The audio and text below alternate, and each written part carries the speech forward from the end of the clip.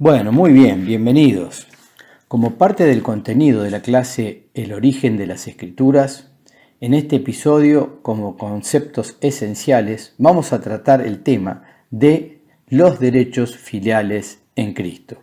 Esto que vamos a ver hoy es muy importante y es fundamental para aquellos hijos de Dios que quieren ver realmente el poder y la victoria de Dios en sus vidas. Sin conocer, entender y vivir los derechos que como hijos de Dios tenemos en Cristo, es imposible vivir una vida de poder y victoria. Lo vuelvo a repetir, sin conocer, entender y vivir los derechos que como hijos de Dios tenemos en Cristo, es imposible vivir una vida de poder y victoria. La idea es que lleguemos a concientizarnos mucho más de todos los derechos que tenemos en Cristo a través de lo que nos enseña la palabra de Dios. Vamos a comenzar a desarrollar el tema desde el principio. Vamos a Génesis capítulo 1, versículo 26, a comenzar por el principio a desarrollar este tema que es tan interesante y tan poderoso para la vida de un hijo de Dios. Contiene mucho poder todo lo que vamos a ver hoy, así que espero que estén atentos y dispuestos porque vamos a ver grandes cosas. Génesis 1, 26. Entonces dijo Dios: hagamos al hombre a nuestra imagen conforme a nuestra semejanza, y señoree, esta es una palabra muy interesante, en los peces del mar, en las aves de los cielos, en las bestias, en toda la tierra y en todo animal que se arrastra sobre la tierra. Dios de entrada, planeó darle todos los derechos y la autoridad para señorear a Adán, que es lo que está mostrando este versículo. Versículo 27. Y creó Dios al hombre a su imagen, a imagen de Dios lo creó, varón y hembra los creó. Versículo 28. Y esto es muy importante y recuérdenlo porque dice, y los bendijo Dios, y les dijo, fructificad y multiplicaos, llenad la tierra y sojuzgadla, otra palabra importante, y señoread, ya lo vimos, en los peces del mar, en las aves de los cielos, y en todas las bestias que se mueven sobre la tierra. Porque aquí, como van a leer, nos encontramos con el primer derecho que Dios le dio al hombre. Y ese primer derecho es a ser bendito. Este es el primer derecho que Dios le dio al hombre, que es el ser bendito. Porque primero se es bendito y luego se tiene todo el poder para señorar. Ese es el orden y la forma en que Dios lo hizo. Pero recuerden este detalle, el primer derecho que Dios le dio al hombre es el de ser bendito. La palabra sojuzgar, que vimos hace un ratito, es gobernar. Y la palabra señorear es dominar o mandar en una cosa como si fuera dueña de ella. Señorear es dominar o mandar en una cosa como si fuera dueño de ella. Dios le había dado a Adán el derecho de gobernar y dominar sobre toda la creación. Esto es lo que nos están diciendo estos versículos en Génesis. También le había dado el derecho al gozo completo, a la felicidad, al amor perfecto, el derecho a la vida eterna también le había dado, entre otros tantos derechos. Muy bien, vamos a la segunda lámina a ver los tipos de derechos que Dios le dio a Adán en el principio. Dios le dio a Adán dos tipos de derechos. Primero, los derechos naturales. Estos son los derechos naturales inherentes al ser humano. Son derechos irrevocables, no se pueden cambiar ni perder. El derecho natural está formado por los principios y atributos que todo ser humano posee por el solo hecho de ser persona. Son derechos que tienen su fundamento en la condición humana. Por ejemplo, el derecho a la integridad física y moral, el derecho a pensar y razonar, derecho a la vida, etc. Segundo, los otros derechos que recibió Adán eran los derechos conferidos, dentro de los cuales se encontraba el derecho al uso. Cuando Adán recibió estos derechos conferidos, no solo tenía el privilegio y la oportunidad de tenerlos, sino también la posibilidad de perderlos. Dentro de estos derechos conferidos estaba la autoridad y el poder para gobernar y mandar en la tierra con todas sus criaturas. ¿Lo van viendo? Los derechos naturales no se pueden cambiar ni perder. En cambio, los derechos conferidos se pueden perder. Esa es la gran diferencia entre estos derechos naturales y derechos conferidos, los cuales Dios le dio a Adán. Es muy interesante pensar que el derecho a la vida eterna, como el derecho a tener Espíritu Santo, eran derechos conferidos, por eso se pudieron perder. Es muy interesante este detalle a la luz de lo que estamos viendo.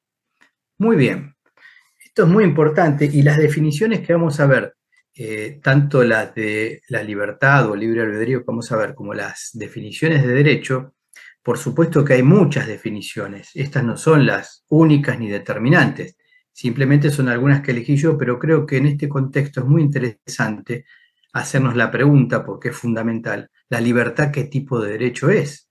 ¿La libertad qué tipo de derecho es? Bueno, la libertad es un derecho natural, fundamental y primordial. Es un derecho natural. ¿Qué es la libertad? En un sentido básico, es la capacidad de actuar sin ser obligado a ello y sin obstáculos que lo impidan. Es muy sencillo. ¿Qué es entonces el libre albedrío?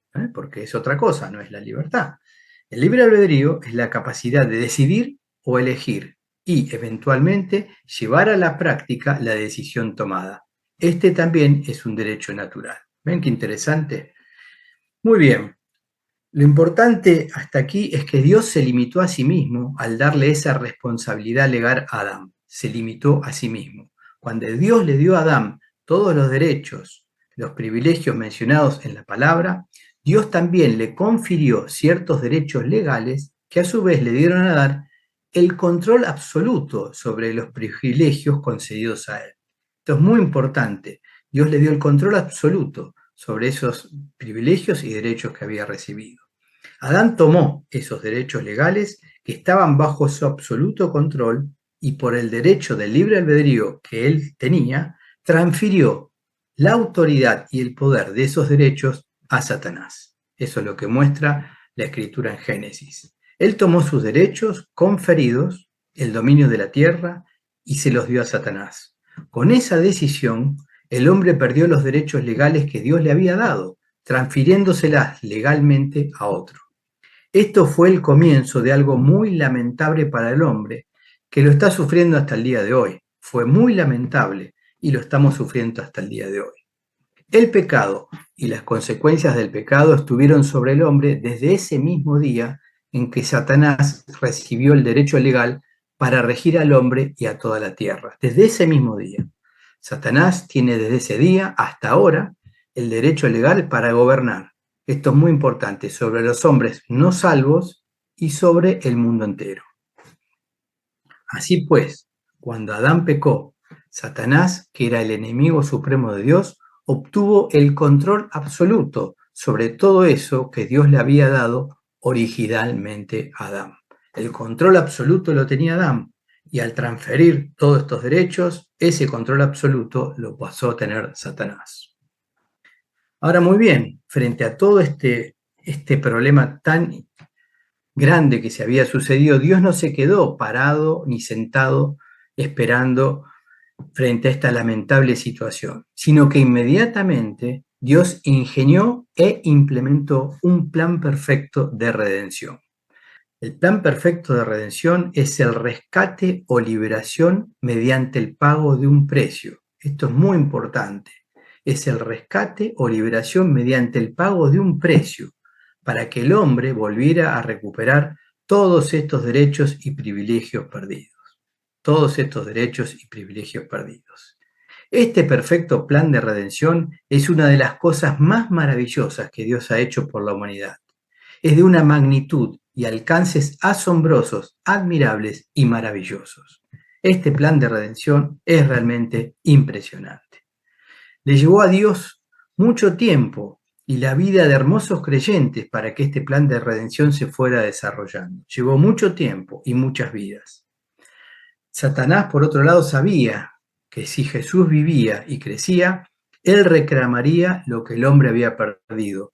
Por eso utilizó todos sus recursos para impedirlo, pero no lo logró, no lo pudo lograr. No pudo lograr impedir el plan de redención que Dios había diseñado. Ahora, muy bien, es interesante que así como existen derechos en el plano humano, existen derechos en el plano espiritual. Por lo general, existe un cierto conocimiento y se está más familiarizado con los derechos en el plano humano, pero de los derechos espirituales hay muy poco conocimiento y por consiguiente muy poca utilización y aprovechamiento de los mismos. Esto es muy importante. Que existan derechos no significa que se los conozca y mucho menos que se los utilice o que se los exija. Es muy importante para el hombre y la mujer no solo saber y entender muy bien cuáles son sus derechos en ambos planos, primero porque son de uno, porque le pertenecen a uno, y segundo, para ejercer esos derechos, lo cual nos habilitará a una mejor vida. Conocer, vivir y exigir los derechos en ambos planos habilita o posibilita vivir una mejor vida. Hay que tener muy en claro que para que los derechos estén disponibles para el hombre, hubo que pagar un precio. Hubo que pagar un precio, tanto en el plano humano como en el plano espiritual. No aparecieron de la nada los derechos, no surgieron por arte de magia en algún momento de la historia. Hubo que pagar un precio. Estuvieron involucradas las vidas de muchos hermosos hombres y mujeres. Se han luchado, se ha batallado muchísimo por la obtención de todos los derechos que hoy tenemos disponibles para el hombre.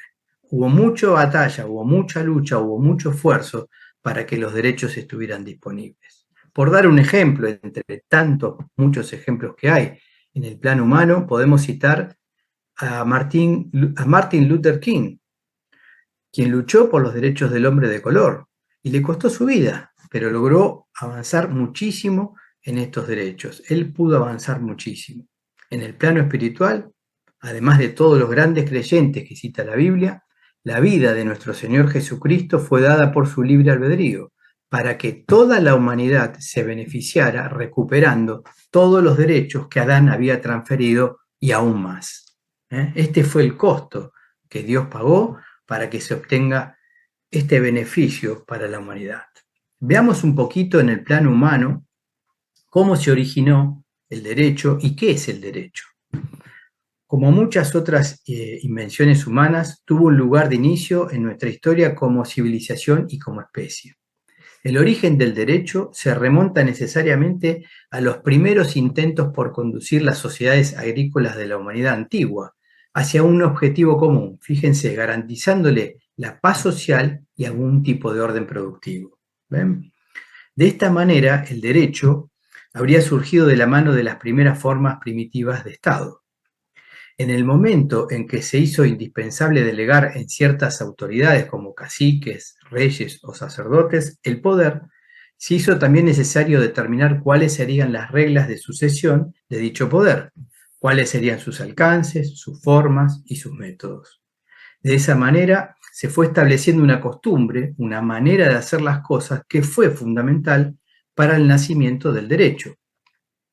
Las primeras normas y leyes se ejercieron y preservaron oralmente. ¿Recuerdan cómo sucedió con los patriarcas? Al principio era oral la transmisión del conocimiento de Dios. Bueno, en este caso de los derechos fue similar. Eran solo fórmulas breves que regían el intercambio o que solventaban posibles disputas en torno a la propiedad o a la violencia. Pero a la medida que la sociedad se hizo más compleja, también se complejizaron las leyes y surgió así la necesidad de tenerlas por escrito para conservarlas. También me hace recordar cómo Dios tuvo la necesidad de hacer llegar las tablas de la ley por medio de Moisés para que el hombre las tuviera por escrita. O siendo ya demasiado complicada para memorizarla, el hombre las tuvo que poner por escrito. Los primeros textos de esta naturaleza fueron escritos en tablillas de arcilla y procedieron de la antigüedad mesopotámica. Por ejemplo, de la antigua ciudad sumeria de Uruk, el código de Uruk-Shina, de la ciudad-estado de Ur, el código de Ur-Namun, y el célebre código decretado por el rey de Babilonia, Hammurabi, estamos hablando del año 1790 a.C. Fíjense ya en qué tiempo la necesidad de empezar a ordenar por medio de códigos y decretos. También en la antigua China se formularon diversos cuerpos de leyes desde al menos el siglo V a.C. Otros ejemplos que podríamos sumar, otros tantos provenientes del antiguo Egipto o de los pueblos judíos antiguos que presentan hoy en la Biblia, menciona quien escribió esto, o los códigos comerciales fenicios también. Pero en el Oriente fue el derecho romano el que realmente marcó la diferencia. Propio de la antigua República Romana, poseía la complejidad y la calidad necesaria para operar durante casi 1000 años consecutivos. Su importancia fue tal en Occidente y en el mundo que gran parte del sistema actual de muchas naciones proviene del derecho romano. La palabra misma derecho proviene del vocablo latino directus, traducido como recto o directo, o en el sentido de lo que no se desvía ni hacia un lado ni hacia el otro. Qué interesante, ¿no? Derecho es recto o directo, lo que no se desvía ni hacia un lado ni hacia el otro. Veamos una interesante definición de derecho, que es muy interesante, ¿no? Porque todo está relacionado, la vida humana, la vida espiritual, los acontecimientos del hombre, todo se entrelaza y tiene que ver. Fíjense esta definición de derecho. El derecho es el conjunto de normas y principios con los que una sociedad humana determinada elige regirse, libre albedrío, elige regirse, para así distinguir, me interesa mucho esa palabra, distinguir entre lo justo y lo injusto, el orden y el caos, lo parcial y lo imparcial. Qué interesante, ¿no? Qué interesante. Muy bien, vayamos al plano espiritual. La salvación obtenida por nuestro Señor Jesucristo para el hombre también es un derecho obtenido. Es un derecho obtenido la salvación. Ahora, muy bien, ¿cómo se obtiene esta salvación entonces? Pasemos a Romanos capítulo 10. Romanos capítulo 10, versículo 9, dice que si confesares con tu boca que Jesús es el Señor y creyeres en tu corazón que Dios le levantó de los muertos, serás salvo. Serás salvo. Al renacer del Espíritu Santo de Dios, se obtiene esta salvación que es el milagro de todos los milagros. ¿Por qué? Porque el hombre obtiene nuevamente todos esos derechos espirituales que Adán había transferido y aún más. Es muy interesante porque aún más todavía de los derechos originales. Al renacer del Espíritu de Dios, un hombre pasa a ser un hijo o una hija de Dios y entre otros tantos derechos recibidos están los derechos filiales. Entre otros tantos están los derechos filiales. Veamos en el plano humano lo que son los derechos filiales en la próxima lámina. Es tan interesante. Derechos filiales en el plano humano son aquellos que emergen de las relaciones de filiación. Es el conjunto de prerrogativas o facultades que tienen los hijos respecto a sus padres durante la minoría de edad o mientras dure la incapacidad. La filiación es el nombre que recibe el vínculo entre padres e hijos. Fíjense qué interesante. La filiación es el nombre que recibe el vínculo entre padres e hijos. Jurídicamente constituye un estado civil del que derivan tanto derechos como obligaciones y que se engloba en los principios de protección en derecho de familia. Esto es muy interesante y presten atención. La finalidad de estos derechos filiales es preservar y desarrollar la vida del menor o incapaz al máximo posible. Fíjense qué interesante. La finalidad de estos derechos filiales es preservar y desarrollar la vida del menor o incapaz al máximo posible. Fíjense en la próxima lámina, qué interesante, en el ámbito espiritual lo que es la filiación. Qué interesante. En el ámbito espiritual, la filiación es el vínculo entre el Hijo de Dios y su Padre Celestial. También la finalidad de estos derechos filiales es para preservar y desarrollar la vida espiritual del Hijo de Dios al máximo posible. De esta filiación derivan derechos y responsabilidades. En el plano humano son derechos y obligaciones. Y en el plano espiritual, derechos y responsabilidades. Tremendo. Los derechos filiales son personalísimos. ¿Qué significa? Que están íntimamente consustanciados con la persona y por lo tanto irrenunciables, porque no se pueden escindir, que significa cortar, dividir o separar de la persona misma. No se los puede perder y no se los puede separar de la persona. Están íntimamente consustanciados con la persona. Y esto rige tanto en el ámbito humano como en el ámbito espiritual. Esta es la fuerza y la intimidad que tiene un derecho de filiación. Muy bien, analicemos un poco la situación en la que nos encontramos. Hemos renacido, ahora somos hijos e hijas de Dios y hemos recibido un potencial espiritual enorme, donde se encuentran todos los derechos legales que Adán transfirió y aún más, y aún más. Pero vivimos y estamos aclimatados, acostumbrados a la realidad de este mundo, donde Satanás tiene el derecho legal para gobernar sobre los hombres no salvos y sobre el mundo entero. Estamos aclimatados, estamos acostumbrados a vivir en esta realidad de este mundo. Entonces, ¿qué sucede? Nos encontramos en una contienda y un conflicto diario, porque hay un enfrentamiento de derechos entre los derechos del príncipe de este mundo, Satanás, y los derechos recuperados por Dios para nosotros. Hay una contienda y hay un enfrentamiento. El Dios de este mundo hará todo lo posible para seguir ejerciendo esos derechos que tiene desde hace tanto tiempo, pero nosotros podemos enfrentarlo y confrontarlo porque tenemos una autoridad y derechos mayores que Él, porque nos han sido dados. Frente a esta contienda y conflicto, se hace muy necesario ver en detalle los derechos que tenemos para hacernos cada vez más fuertes con ellos, porque en una contienda siempre hay uno que prevalece contra el otro. Por eso la necesidad que los hijos y las hijas de Dios se hagan muy fuertes en este tema y lo conozcan en detalle, porque hay una contienda y hay un conflicto. Recordemos que la redención de Dios fue la gran solución para todo este mal que aqueja a la humanidad. Lo vuelvo a leer. Recordemos que la redención de Dios fue la gran solución para todo este mal que aqueja a la humanidad. Comencemos en la próxima lámina a ver detalles de todo lo que logró Dios por medio de Jesucristo en este plan de redención para ir incorporando cada vez más detalladamente los derechos que tenemos para poder vivirlos, para poder llevarlos a cabo, para poder exigirlos.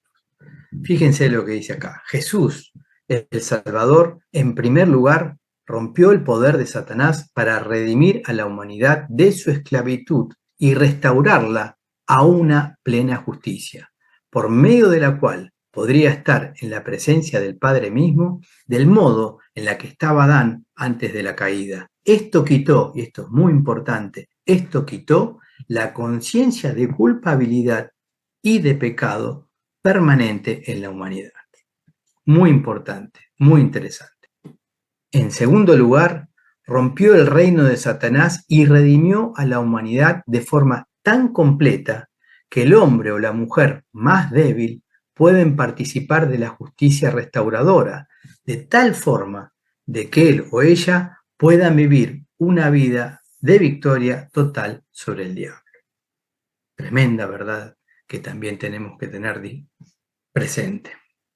Que Jesús hizo un sacrificio tan grande, completo y perfecto, que no solo Dios restaura legalmente a la justicia perdida de la humanidad, sino que también le da el derecho a la humanidad a un acceso pleno a todo su poder y su fuerza, haciendo con ello de la humanidad una creación totalmente nueva, impartiendo en ellos su propia naturaleza, sacando de ellos cualquier temor y pecado que pudiera haber. Dios no solo nos restauró legalmente la justicia, nos redimió y nos hizo nuevas criaturas, sino que también nos dio derecho a recibir su Espíritu Santo, el Espíritu grande y poderoso que resucitó a Jesús de los muertos, vino a nuestros cuerpos, hizo de ellos su hogar. ¡Qué maravilla! ¡Qué hermoso! Hizo de nuestros cuerpos su hogar el Espíritu Santo. También hizo algo más, nos dio su palabra, que es la palabra del Espíritu. Como hijos de Dios tenemos derecho a tener comunión con Jesucristo con una justicia y una libertad restauradas. Somos nuevas criaturas en la que habita el Espíritu Santo con la palabra viva. ¿No es hermoso todo esto? ¿No es tremendo todo lo que Dios ha hecho por nosotros? Tenemos el derecho de tener una comunión tan rica como jamás Adán soñó tener. Y cuando Jesucristo vuelva, tenemos el derecho de que este cuerpo que fue hecho mortal por Satanás y el pecado reciba inmortalidad y nunca vuelva a morir.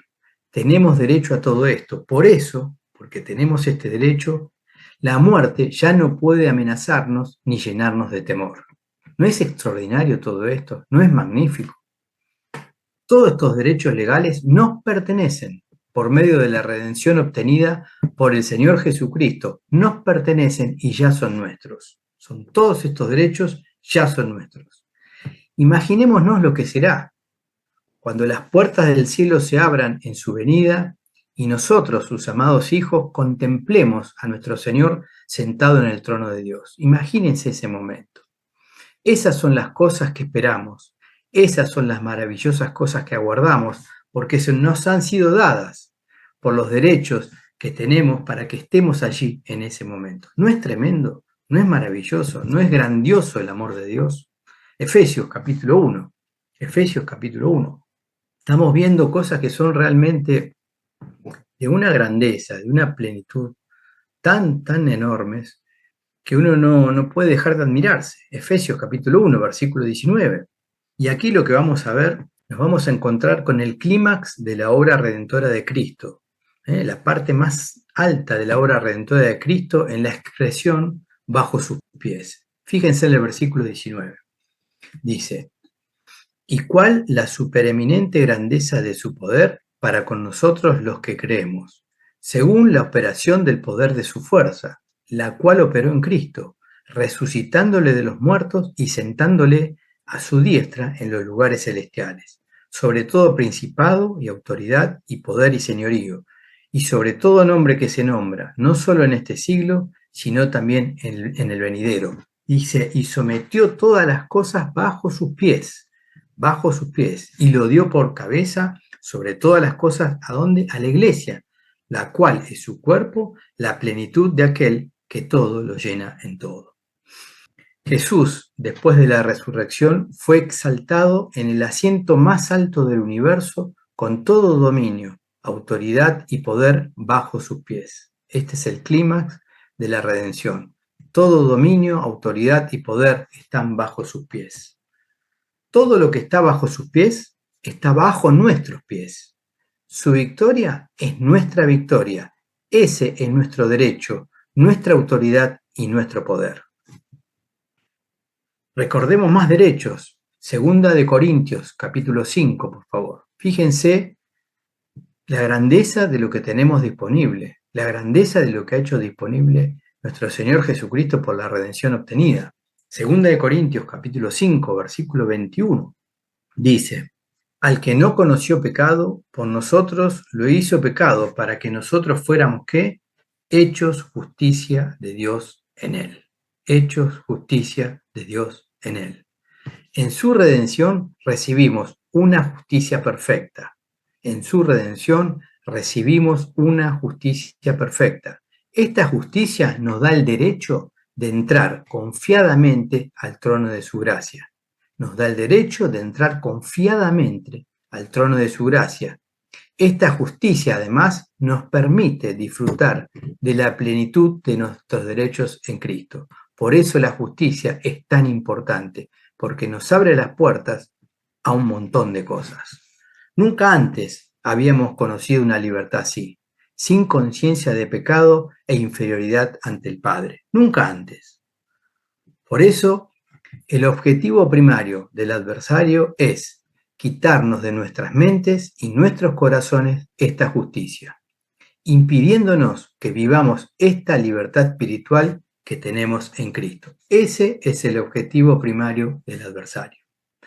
Ciertas denominaciones religiosas han hecho un gran trabajo en este sentido, tratando a las personas como pecadores, predicando y manteniendo el pecado constantemente delante de las personas, produciendo de esta manera un gran desgaste y debilitamiento en las conciencias de las personas. Es la justicia de Dios con su libertad versus la conciencia de pecado y su esclavitud. Esa es la lucha. Pasemos a Romanos capítulo 5, sigamos viendo más derechos, más detalles, más verdades de la palabra de Dios en Romanos 5:1, por favor. Dice, justificados por la fe, tenemos paz para con Dios por medio de nuestro Señor Jesucristo. Tenemos paz para con Dios por medio de nuestro Señor Jesucristo. Esta es la base de nuestra justicia, mediante su obra en la cruz, su muerte y resurrección. Jesús consiguió la paz. Tenemos derecho de vivir en la paz de Dios. Tenemos derecho de vivir en la paz de Dios. Ya se pagó el precio para que nosotros podamos vivir en la paz de Dios. Pasemos a Efesios capítulo 1, versículo 3. Y recordemos lo que leímos al principio, cuál fue el primer derecho que Dios le dio a Adán, y fijémonos ahora, leamos Efesios 1:3. Qué interesante. Dice: bendito sea el Dios y Padre de nuestro Señor Jesucristo, que nos bendijo con toda bendición espiritual en los lugares celestiales en Cristo. Esta es la recuperación concreta de toda la bendición perdida por Adán. Ahora es de cada uno de nosotros, nos pertenece, es nuestra por derecho. Nadie nos la puede quitar. Estamos bendecidos con toda bendición espiritual en los lugares celestiales en Cristo. ¿No es maravilloso esto? ¿No es tremendo? Otro gran derecho que Dios nos ha otorgado es el derecho de usar el nombre del Señor Jesucristo. Este es otro gran derecho y otro poderoso derecho, usar el nombre de nuestro Señor Jesucristo. Tenemos el derecho de usar su nombre en cada situación difícil de nuestra vida. Tenemos el derecho de usar su nombre en cada situación difícil de nuestra vida. Vayan a Juan, por favor, vayamos a Juan capítulo 14 para ver esto. Juan capítulo 14, versículo 13. Y estamos viendo infinidad de recursos, infinidad de derechos, cosas realmente poderosas. Juan 14:13 dice: y todo lo que pidieres al Padre, en mi nombre lo haré, para que el Padre sea glorificado en el Hijo. Todo lo que pidieres al Padre, en mi nombre lo haré. Esto no es una oración, sino una promesa del uso de su nombre en la oración. Ese es el nombre que usó Pedro cuando sanó al mendigo en el templo en Hechos 3, ¿recuerdan? Pedro dijo: en el nombre de Jesucristo de Nazaret, levántate y anda. Y de repente ese hombre que había sido cojo de nacimiento se puso de pie perfectamente bien y fuerte. Jesús dijo: y todo lo que pidieres al Padre en mi nombre lo haré. Ninguna enfermedad o dolencia pueden permanecer ante ese nombre. Son derrotados en el nombre de Jesucristo. Lo vuelvo a decir: ninguna enfermedad o dolencia pueden permanecer ante ese nombre, son derrotados en el nombre de Jesucristo. Recordemos en Marcos 16:17 que Jesús dijo: en mi nombre estamos viendo los derechos que tenemos en el uso del nombre de Jesucristo. En mi nombre echarán fuera demonios. Ellos son derrotados en el nombre de Jesucristo. Todos estos derechos son nuestros, nos pertenecen. Satanás sabe que está derrotado. Satanás sabe que está derrotado. Sabe que cuando usamos el nombre de Jesucristo se tiene que ir, como dice Juan 15:16, para que todo lo que pidieres al Padre en mi nombre, Él os lo dé. La palabra pidieres en Juan 15:16, pidieres al Padre, en griego significa exigir. A Dios le pedimos, no le exigimos. A quien le estamos exigiendo es a esas fuerzas malvadas e injuriosas que sean rotas. Exigimos que las enfermedades sean destruidas. Exigimos a los espíritus diabólicos que se retiren. Exigimos que las circunstancias cambien. Exigimos que los recursos que necesitamos lleguen. Tenemos el derecho para exigirlo en el nombre de Jesucristo. Lo que exigimos en su nombre, Él se encargará. Es nuestro derecho. Lo podemos hacer valer. Jesús hizo todo esto para que sea nuestro. Recuperó todos los derechos que Adán había transferido y aún más todavía. Dentro de los derechos que Dios ha otorgado a sus hijos, existen dos que cobran una trascendental importancia con relación a la vida íntima en el corazón de cada persona, y estos son la justificación y la justicia. Veamos la definición de justificación, que es tan interesante. ¿Qué es la justificación? La justificación es la liberación de la penalidad del pecado. Es haber sido completamente liberado de la penalidad del pecado cuando Dios resucitó a Jesucristo. Ser justificado quiere decir ser hecho justo. Lo vuelvo a repetir. Ser justificado quiere decir ser hecho justo. Veamos en Romanos 4:25 algo tan interesante que dice la Escritura en Romanos capítulo 4, versículo 25, el cual fue entregado por nuestras transgresiones y resucitado para nuestra justificación. Veamos otra versión de Romanos 4:25 que dice así, el cual fue entregado por nuestras transgresiones y resucitado cuando nosotros fuimos justificados. Veamos a continuación la definición de justicia. Justicia. La justicia de Dios es el alto y sagrado privilegio de estar ante Dios sin ningún sentido de pecado, culpa, condenación, frustración o miedo. La justicia de Dios es la justificación dada por Dios mediante la cual una persona está ante Dios sin ninguna conciencia de pecado, culpa o defecto.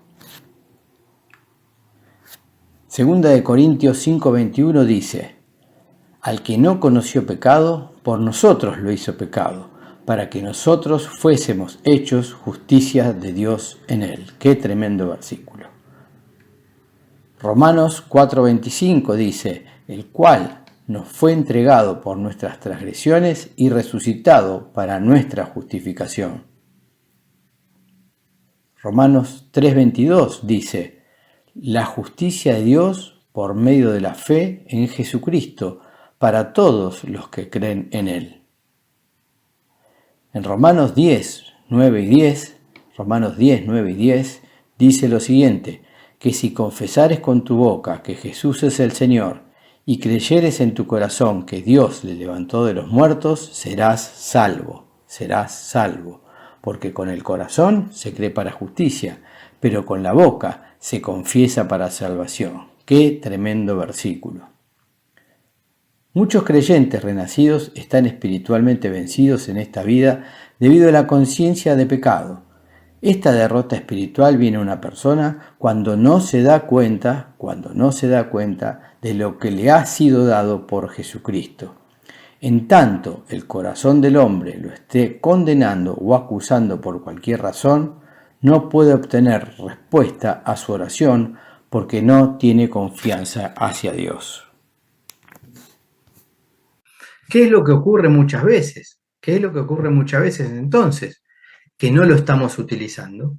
¿Por qué no lo estamos haciendo valer? ¿Qué es lo que ocurre muchas veces? ¿Por qué no lo hacemos valer?